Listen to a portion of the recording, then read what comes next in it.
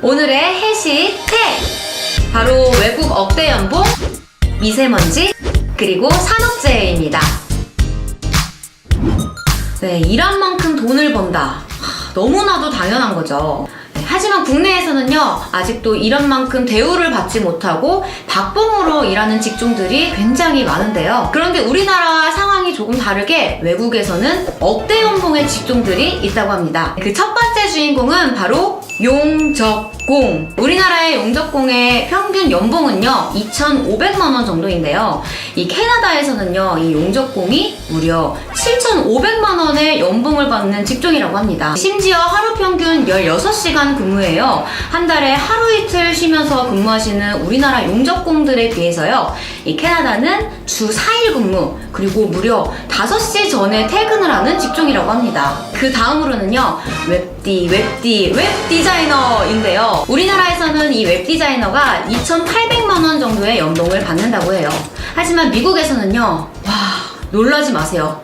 무려 8천만 원의 연봉을 달한다고 하는데요. 한국에서도 처우가 점점 나아지고 있다고는 하지만요, 아직까지는 밤샘과 야근이 많은 직종으로 유명하다는 거 모두 잘 알고 계시죠? 네, 외국에서의 억대 연봉 마지막 직업은요 바로 간호사입니다. 우리나라에서는 이 간호사가 연평균 3천만 원 정도의 연봉을 받고 있는데요, 미국에서는요 와, 어마어마해요. 바로 1억의 연봉을 기록하고 있습니다. 네, 심지어 미국에서는 주 3일로 근무하는 경우가 굉장히 많다고 합니다. 아, 우리나라와 이 근무 환경, 연봉 너무 차이 나는 거 아닌가요? 아, 나도 정말 많이 벌고 싶다. 봄바람이 날리며 흩날리는 벚꽃잎이. 네, 하지만요 요즘에 이 봄은 벚꽃잎이 날린다기보다는 미세먼지가 날리는 봄이라고 해도 과언이 아닌 것 같은데요. 네, 초미세먼지는요 1군 발암물질일 뿐만 아니라요 우리의 이 머리카락의 20분의 1의 크기로 굉장히 작다고 해요. 그래서 이 기관지, 피부, 심지어 각막에까지 침투되는 거는 기본이라고 하네요. 아, 내 피부 어떡해.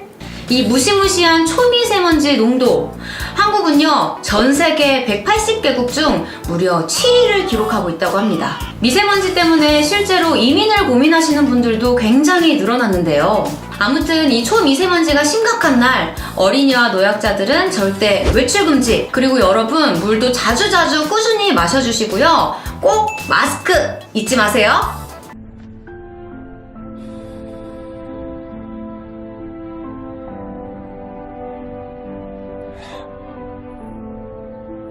꺼줄게 딱 좋은 날씨는.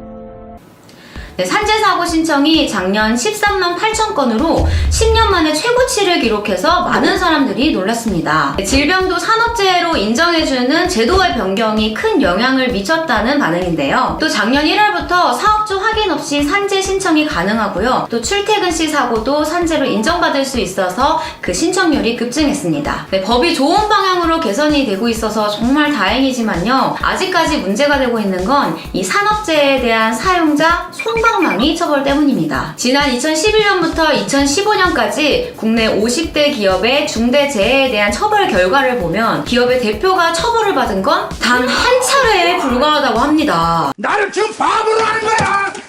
네, 이 때문에 사용자 처벌 규정을 강화해야 한다는 목소리가 커지고 있습니다. 네, 반면 캐나다, 호주, 영국의 경우에는요 2003년부터 산업재해가 발생하면 기업 최고 경영자가 처벌을 받아야 한다고 법이 개정됐는데요. 네, 이러한 법 개정 이후 산재 사망률이 1년 만에 10% 가까이 줄어들었다고 합니다. 네, 이렇게 노동자들의 안전 문제, 노동자 개인의 문제라기보다는 우리 모두의 문제라고 받아들이는 문화가 정말 절실합니다.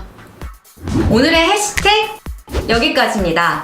네, 다음 시간에 더 유익하고 알찬 내용들로 다시 찾아올게요. 안녕!